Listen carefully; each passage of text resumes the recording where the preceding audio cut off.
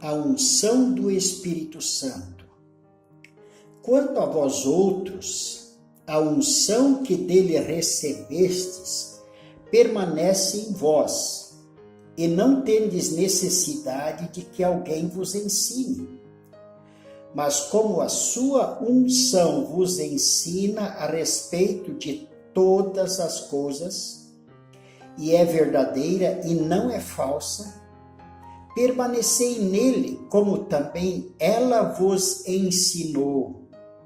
Filhinhos, agora, pois, permanecei nele, para que quando ele se manifestar, tenhamos confiança e dele não nos afastemos envergonhados na sua vinda.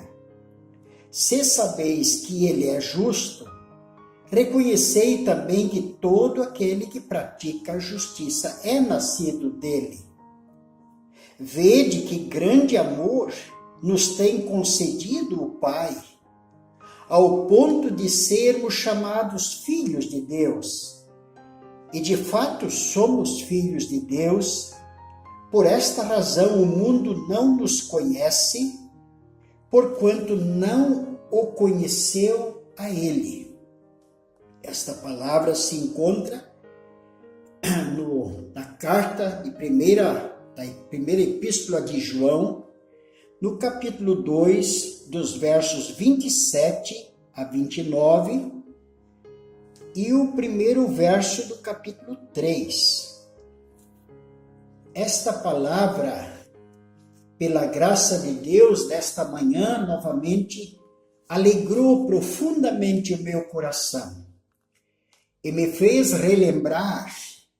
E eu relembro sempre de novo, quando leio a palavra, com grande gratidão em meu coração, o que a palavra de Deus trouxe para a minha vida, para a minha alma. A unção do Espírito Santo. Quem não tem o Espírito de Cristo, esse tal não é dele.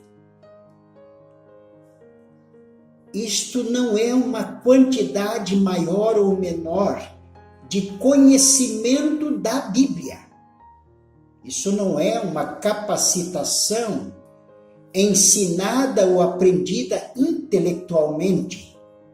Isto vai além disso.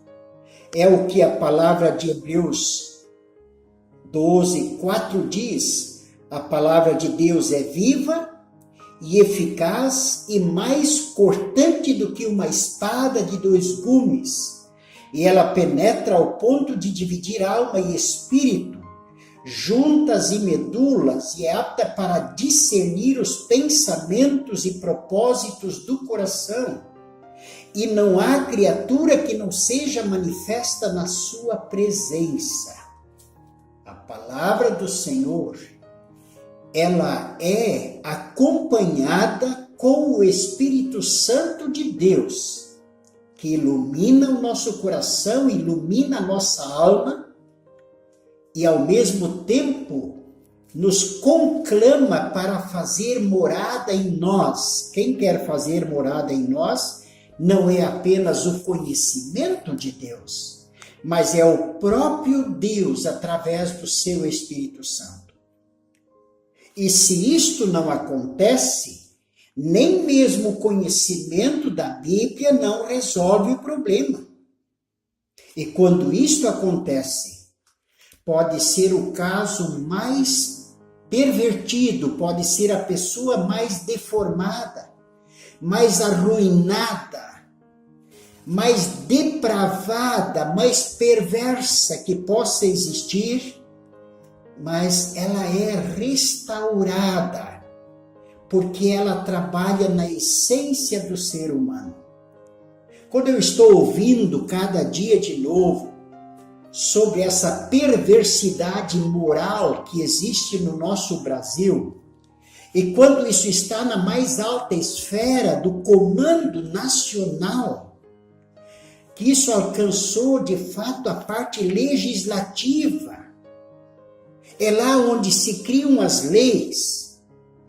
Eu tive que novamente rever e relembrar o meu coração antes que o Espírito Santo me ungiu e me revelou e me restaurou e tomou conta da minha alma.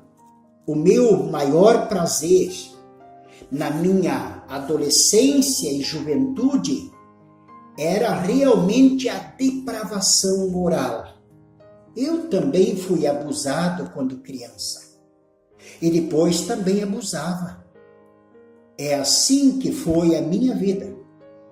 Eu participei de uma história que eu sempre conto de novo, de uma destruição de família. E então eu percebi que uma família desorganizada é um prato cheio para a prostituição, para a promiscuidade. E eu não fiz parte desses grupos organizados, desses intelectuais modernos que estão falando hoje na mídia, não. Eu fui um menino isolado da sociedade. Eu fui alguém abandonado, alguém esquecido, alguém desprezado profundamente, alguém explorado. Mas isto não evitou, isto não impediu de desenvolver no meu coração habilidades, sutilezas, programações, pensando e realizando tudo o que eu podia para que famílias se separassem, para que casais se separassem. Na minha leitura, quando o casal se separa, os filhos ficam mais à mercê da sua própria sorte. Na minha leitura, na casa de uma mãe que tem filhas, moças, mulheres, quando elas namoram, na minha leitura daquele tempo, eu não estou falando agora, depois de 41 anos de caminhada de fé e de leitura bíblica, não. Estou falando lá no meu tempo da escuridão, mas eu já tinha a luz da perversidade morando em meu coração. E pensando e ajudando a realizar isso que agora está sendo construído de maneira até orquestrada e política no Brasil. E o que aconteceu para mudar a minha sorte? Eu fui convertido a Cristo. Isso que eu li no verso 27 diz: quanto a vós outros, a unção que dele recebestes permanece em vós, e não tendes necessidade de que alguém vos ensine, mas como a sua unção vos ensina a respeito de todas as coisas, e é verdadeira e não é falsa, permanecei nele, como também ela vos ensinou. Eu fico muitas vezes repetindo, e eu tenho essa necessidade, e possivelmente creio que isto também é necessário para quem me ouve, sempre de novo. Quando aconteceu esta unção em minha alma, a primeira coisa que nasceu no meu coração foi a necessidade de fazer as pazes com pessoas que eu estava inimiga.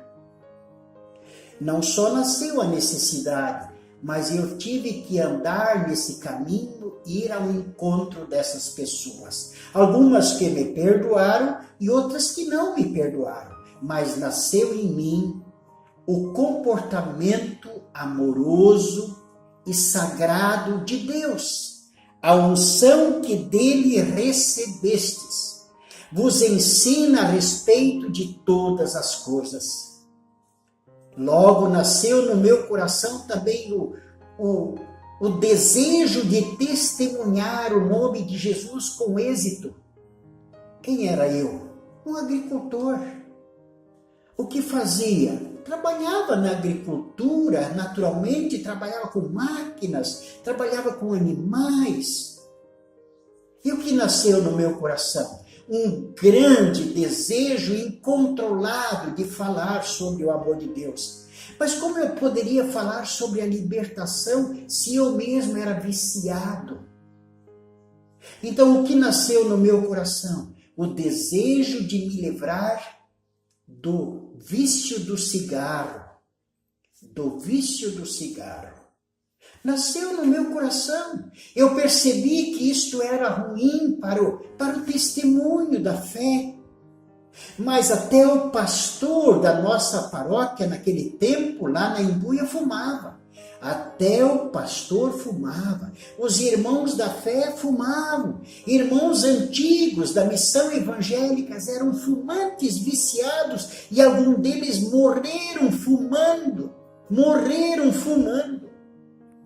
Mas a unção que Deus realizou em minha alma me mostrou que isto não era legal. E me mostrava que o vício é algo que impede a promessa de Deus. E logo, pela graça de Deus, o Senhor me libertou do cigarro. Misteriosamente, milagrosamente, algo incrível.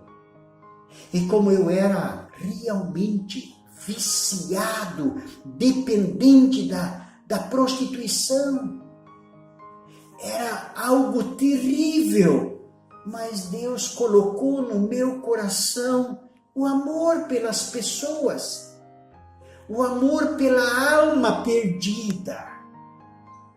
Ao invés de me aproveitar daquela pessoa, daquela menina, daquela moça, daquela mulher, Deus colocou no meu coração a essência dele mesmo.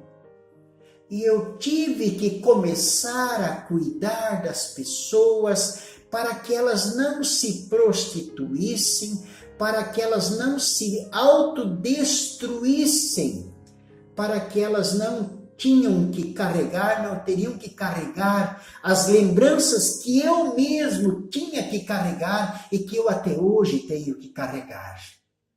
Como é bom quando alguém não passa por uma miséria dessa. Como é maravilhoso, como isso é gracioso, como isso é bonito quando uma pessoa não tem essas marcas na sua alma, no seu corpo, nas suas lembranças, mas eu tenho. E se eu tenho e elas são ruins demais, elas me perturbam ainda hoje, então eu procuro fazer tudo para que outros não as tenham. Ora, eu pensava assim, se eu tenho que suportar, se eu tenho que carregar, se eu fui tão destruído, se eu fui tão explorado, e por que os outros não podem ser? Por que não? Eu lembro de um jovem, anos atrás, que naquela fase morreu de AIDS. Eu visitei este homem. Um tio dele estava internado no Serene e me levou para ver esse jovem. Com 22 anos, na época, isso há 28 anos atrás, não tinha esse remédio para AIDS, esse coquetel não tinha. A pessoa morria de um modo terrível. Ele estava cheio de ferida na boca dele, na garganta dele. Era algo terrível. E ele estava em casa, ele estava na cama. E ele era amaziado com uma menina de 16 anos que também era doente da AIDS, mas ainda não estava no estágio tão avançado. Era uma menina linda, linda, linda. Então ele dizia para ela todo final de semana, ele fazia um pedido para ela, olha, esse final de semana tu transa com esse e com esse e com esse. Porque se eu não posso mais viver, eles que são meus amigos e não são melhores do que eu, também não precisam viver. E ele fazia isso e ela fazia isso. O incrível é que ela fazia isso. Eu confesso para você que eu não me decepcionei com ele, porque em parte eu também fazia exatamente assim. Por que eu amo tanto a Bíblia? Porque eu amo tanto o Evangelho. Por que falar de Jesus é tão gracioso para a minha vida? Porque não existe nada mais precioso na minha vida do que pregar o Evangelho e ouvir o Evangelho e ler a Bíblia Sagrada. Por quê?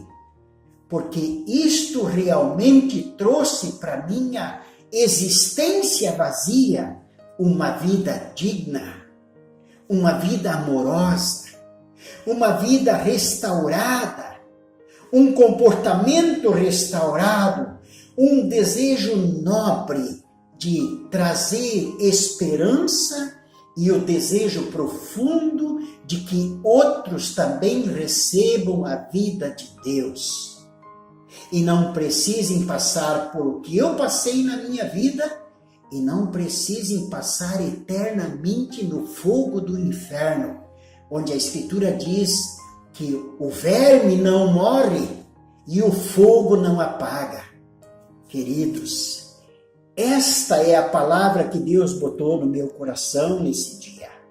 E eu não me admiro desse movimento, eu não me admiro. Se fosse no meu tempo, com certeza eu estaria junto nas passeatas. Eu estaria junto nas bravatas, eu estaria junto com tudo isso que está acontecendo, porque naquele tempo o mal não era tão atrevido como hoje. O mal era sutil, ele era encoberto, mas hoje ele está declarado.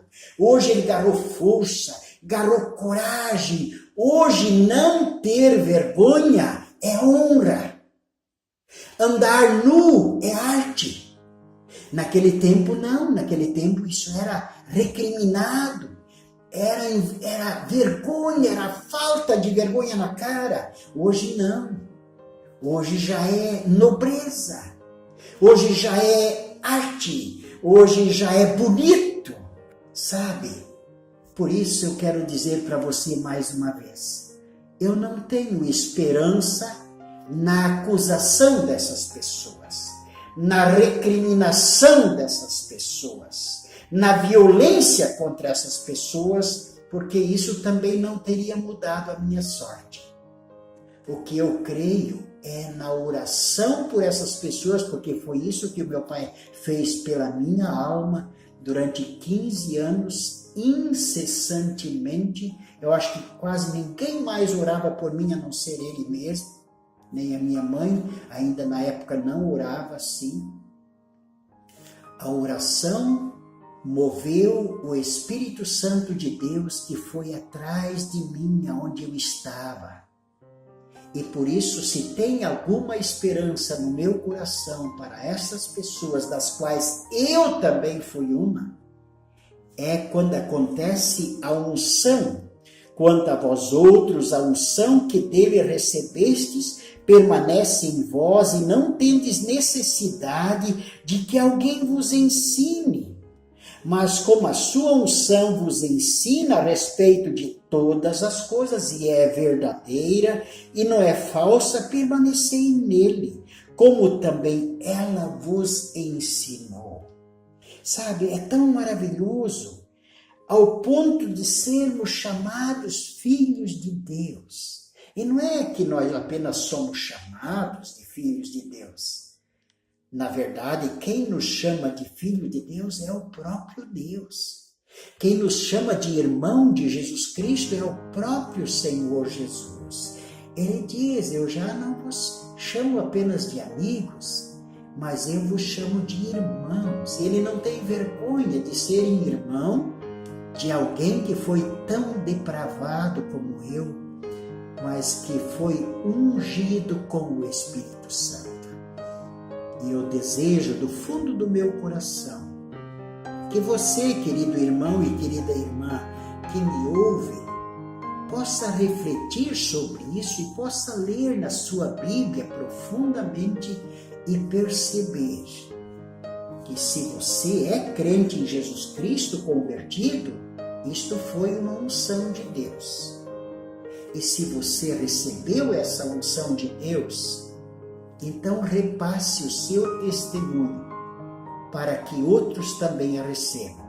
Se você não consegue dialogar nem pregar como eu estou fazendo, então ajude alguém que possa fazer isso.